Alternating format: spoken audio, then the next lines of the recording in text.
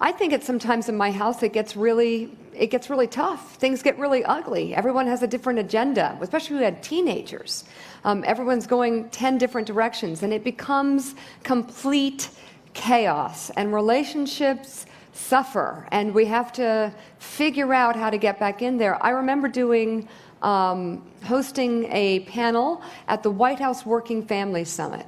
And we had 2,000 women in the audience, and everyone, my topic was Know Your Value, and I had an incredible panel. I had Gloria Steinem, Nancy Pelosi, Dr. Judith Rodin, the first president of an Ivy League institution. We had a woman from University of Pennsylvania. We had Deborah Lee, the CEO of BET. And I remember saying, after they were talking about their careers and how they made it and how they got their Know Your Value moment, I said, so you all have such successful careers. Have you ever paid a price at home? Have relationships suffered? Have things gotten hard at home because of your success? And the room went so quiet. It was the most fantastic, awkward moment that I have ever seen in my life. Like you could hear,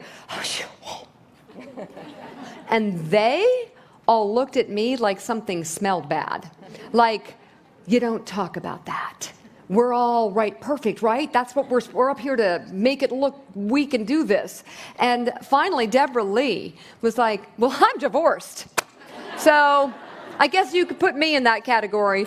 And I was like, okay, well, and then Nancy Pelosi wouldn't go there, and they kind of moved away from it carefully. I'm here to say, as we talk about relationships and how they're so fundamentally important to our health, it is extremely hard. And sometimes the agendas clash.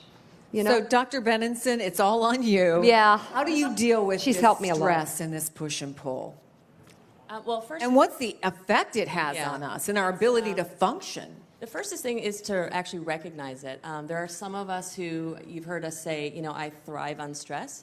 Stress has its place to get things done, right? So back in the day, it was to escape a lion to get out of a situation. And now we're experiencing that on a day-to-day basis. And it's actually has an effect on your health.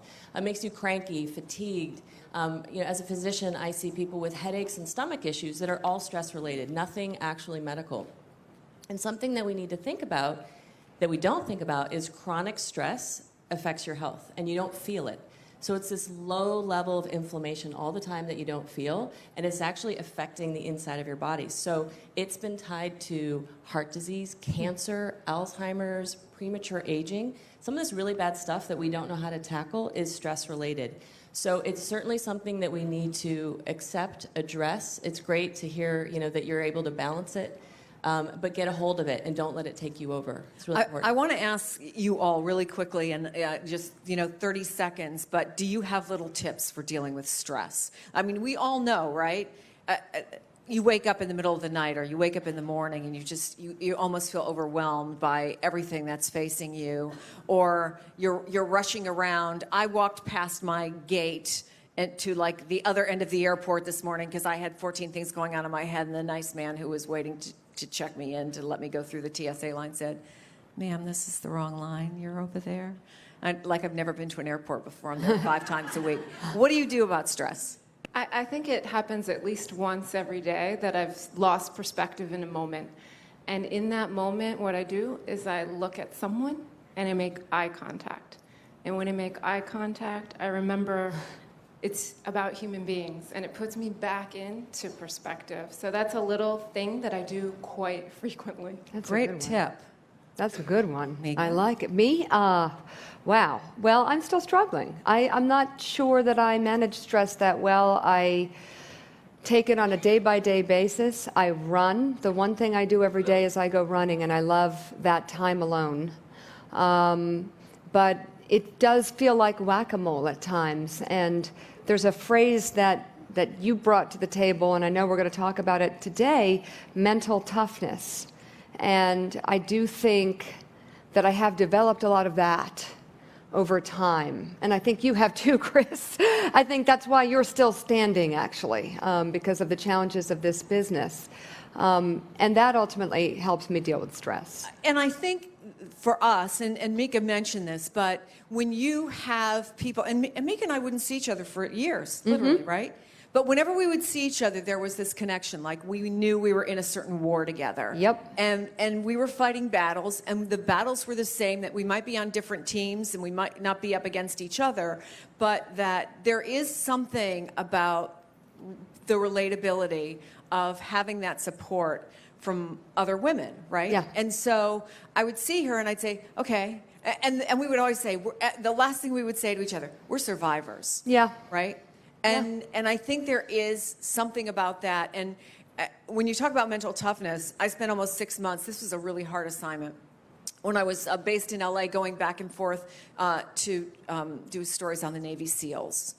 And their whole thing is about mental toughness. And one of the things that you learn is that, I know it's a cliche, but just because it's a cliche or on a bumper sticker doesn't mean it isn't true.